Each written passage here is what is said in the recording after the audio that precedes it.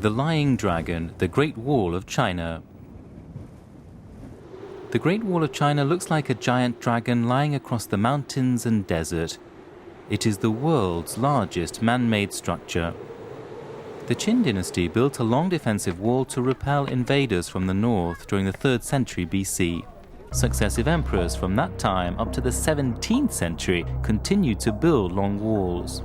If they were all combined, the total length would be around 50,000 kilometers.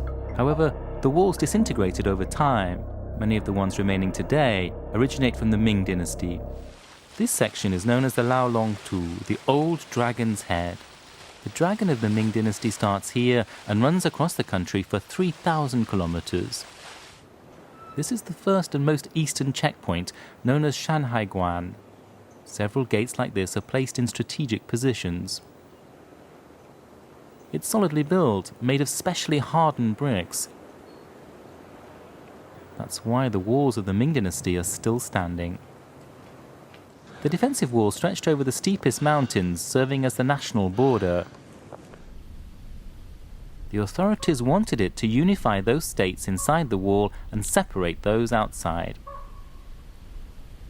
1,200 kilometers inland in the east, the wall meets the Yellow River, the mother of ancient Chinese civilization. The Huangtu Plateau, in an area of arid land extending 1,000 kilometers east to west, is on the other side of the river. The wall stretches across the plateau and is partially buried in sand. The wall here is made entirely of earth and has been badly eroded. Locals are restoring it using a traditional earth ramming technique.